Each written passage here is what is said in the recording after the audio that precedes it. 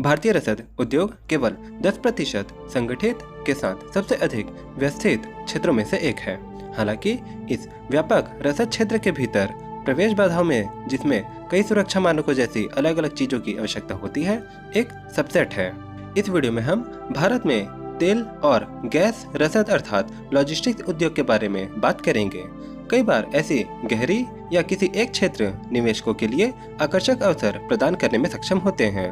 इस वीडियो में हम भारत के ऊर्जा रसद उद्योग में एक प्रसिद्ध नाम एजिस लॉजिस्टिक्स का मौलिक विश्लेषण करेंगे।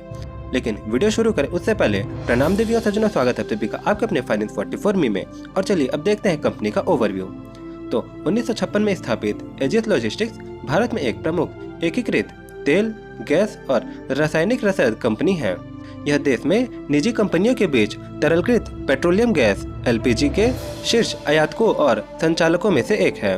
आपके समझ आने लायक बात करूँ तो यह कंपनी जितने भी पेट्रोलियम उत्पादक हैं उनके पेट्रोलियम और लॉजिस्टिक्स के काम में लगी हुई है।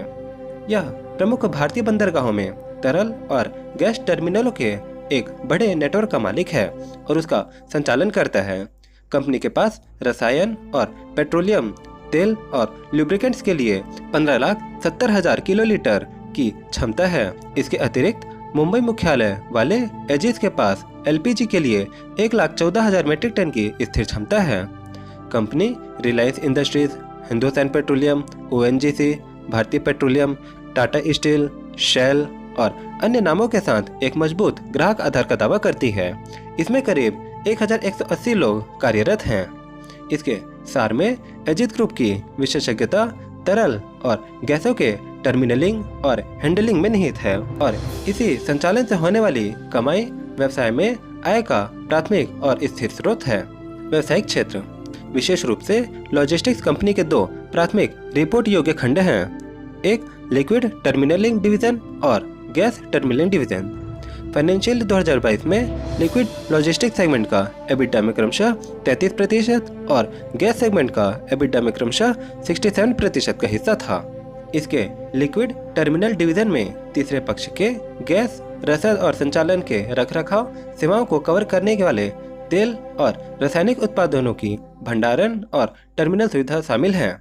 गैस टर्मिनल डिवीजन जो है पेट्रोलियम उत्पादों के आयात, भंडारण और वितरण का कार्य करता है। एलपीजी, प्रोपेन आदि में third party gas logistics, auto gas retailing, commercial segment के लिए पैक्ड एलपीजी सिलेंडर, औद्योगिक गैस वितरण, गैस सोर्सिंग और समुद्री उत्पादों के वितरण शामिल हैं। उद्योग की समीक्षा। भारत लगभग सभी प्रकार की ऊर्जा का शुद्ध आयातक है। यह तथ्य बढ़ती जनसंख्या के साथ साथ आय के बढ़ते स्तर और आर्थिक विकास से आने वाले वर्षों में देश की ऊर्जा मांग की वृद्धि होगी। यह सब सीधे देश में ऊर्जा रसद क्षेत्र के विकास को बढ़ावा देंगे। भारत की एलपीजी मांग सन 2000 से 1 के बीच में 70,16,000 मीट्रिक टन थी, जो 7.1% की कंपाउंडेड एनुअल ग्रोथ से बढ़कर 2021 और 22 में अनुमानित 2,90,32,000 मीट्रिक टन हो गई है। इस अवधि के दौरान आयात पर एक तीव्र निर्भरता तब उभरी जब आयात ने 18-19 में एलपीजी के घरेलू उत्पादन को पार कर लिया। उदाहरण के लिए 2001 में 8,53,000 मीट्रिक टन की मीट्रिक टन का आयात देश की कुल एलपीजी खपत का 12% था। 2020-21 की शुरुआत में आयात ने देश की 57% एलपीजी जरूरत को पूरा किया। इस प्रकार से हम देख सकते हैं कि एलपीजी की मांग, बढ़ती मांग और तेल और गैस लॉजिस्टिक्स क्षेत्र के लिए आयात पर निर्भरता में वृद्धि हुई है। टर्मिनलिंग, खुदरा और वितरण उद्योग अग्निशमन उपकरण, पाइपलाइन, ट्रांजिट स्टोरेज और हैंडलिंग सुविधा जैसे विशेष बुनियादी ढांचे की मांग करता है। यह उद्योग में मजबूत प्रवेश बाधाओं की ओर इशारा करता है। संक्षेप में हम ध्यान दे सकते हैं कि एजिस लॉजिस्टिक्स आने वाले विकास के अवसरों का लाभ उठाने के लिए अच्छी तरह से स्थापित है, क्योंकि भारत भविष्य में एलपीजी के रूप में अधिक से अधिक स्वच्छ ऊर्जा का आयात करेगा। राजस्व और शुद्ध लाभ वृद्धि। अब यहाँ पर जो आप चार्ट देख रहे हैं, इसमें एजिस लॉजिस्टिक्स का राजस्व वर्षों से ऊपर नीचे रहा। हालांकि इसी अवधि के दौरान इनका जो शुद्ध लाभ है उसमें 80% की वृद्धि हुई। वित्त वर्ष 2018 में 214 करोड़ से फाइनेंशियल ईयर 2022 में 385 करोड़ तक की पहुंची। आय में वृद्धि का श्रेय कंपनी के परिचालन मार्जिन में सुधार को दिया जा सकता है। आगे की तालिका पिछले 5 वर्षों के लिए परिचालन लाभ मार्जिन और शुद्ध लाभ मार्जिन प्रस्तुत करती है। तो चलिए ये भी एक बार देखते हैं। अब इनका नेट प्रॉफिट मार्जिन 2018 में 4.46, 2019 में 4.48, 2020 में 1.86, 2021 में 6.48 और 2022 में 8.31 रहा है। वहीं इनका जो ऑपरेटिंग प्रॉफिट मार्जिन था वो 2018 में 5.01, 2019 में 5.84, 2020 में 3.35 और 2021 में 9.18 और 2022 में 10.66 रहा है। और ये इनके परिचालन लाभ मार्जिन और शुद्ध लाभ मार्जिन प्रस्तुत करता है। वापसी अनुपात और ऋण के आंकड़े। तो पूंजी गहन उद्योग होने के बावजूद एजिस लॉजिस्टिक्स का ऋण से इक्विटी मतलब डेट टू इक्विटी अनुपात जो है 0.18 है। यह 26.35 गुना उच्च ब्याज कवरेज अनुपात का दावा करता है।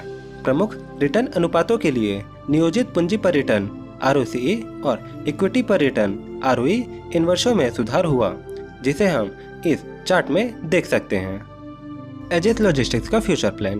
पहला, एजिस ने पिपावा, हल्दिया, मंगलोर और कोची में तरल और गैस टर्मिनलिंग सुविधाएं स्थापित करने के लिए एक डच स्वतंत्र टैंक स्टोरेज कंपनी रॉयल वोबाक के साथ एक संयुक्त उद्यम का गठन किया है। दूसरा, इसके अतिरिक्त इसने 2022 कैलेंडर वर्ष के लिए लगभग 8 लाख मीट्रिक टन के लिए सोर्सिंग निविदाएं प्राप्त की। तीसरा, इसने 21,000 किलोलीटर पेट्रोलियम भंडारण के उपयोग के लिए यूके की तेल कंपनी शेल के साथ 10 से 15 साल के अनुबंध पर हस्ताक्षर किए हैं। यह कंपनी को मजबूत राजस्व दृश्यता प्रदान करता है। चौथा है, एजिस ने निकट भविष्य में 20 राज्यों में 65 और गैस रिटेलिंग स्टेशनों की योजना बनाई है, जो वर्तमान में 10 राज्यों में 135 स्टेशनों से है। पांचवा है, फाइनेंशियल ईयर 22 और 23 में कंपनी अपने टर्मिनलों कांडला, हल्दिया, मुंबई और पिपावा में विभिन्न नई परियोजनाओं के चालू होने के कारण LPG की उच्च मात्रा को संभालेगी। छठवां है, इसके अलावा मंगलोर और कोची में इसके लिक्विड टर्मिनलिंग के विस्तार से कंपनी के लिए फाइनेंशियल ईयर 2023 में बेहतर वॉल्यूम मिलेगा। निष्कर्ष। इस वीडियो में हमने एजिस लॉजिस्टिक्स का एक मौलिक विश्लेषण किया और अब तक हमने जो इसमें अध्ययन किया उसे कंपनी का राजस्व के मामले में पीछे चल रही है। हालांकि मुनाफे के मोर्चे पर इसमें सुधार हुआ है। आगे बढ़ते हुए निवेशकों को यह सुनिश्चित करने के लिए व्यवसाय पर बारीकी से नजर रखनी होगी कि यह अपने लाभ मार्जिन के मोर्चे पर सुधार जारी रखे। इसी तरह राजस्व में वृद्धि भी निवेशकों के दिमाग में होनी चाहिए। और आपको क्या लगता है कि एजिस लॉजिस्टिक्स बेहतर मार्जिन के साथ अपने पिछले राजस्व स्तरों से मेल खाने में सक्षम रहेगा? आप हमें ये कमेंट करके बताइए। और अब चलिए एजिस लॉजिस्टिक्स का फंडामेंटल देखते हैं। तो इसका मार्केट कैपिटलाइजेशन 11,063 करोड़ का है और डिविडेंड यील्ड 1.43% का।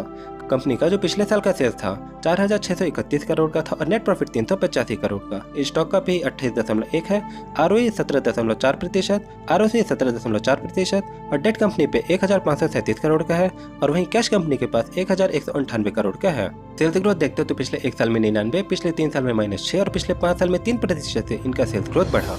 वहीं प्रॉफिट ग्रोथ पिछले 1 साल में 32, पिछले 3 साल में 17 और पिछले 5 साल में 25% से प्रॉफिट ग्रोथ बढ़ा है। वहीं CAGR पिछले 1 साल में 59, पिछले 3 साल में 22 और पिछले 5 साल में 6% से CAGR बढ़ा।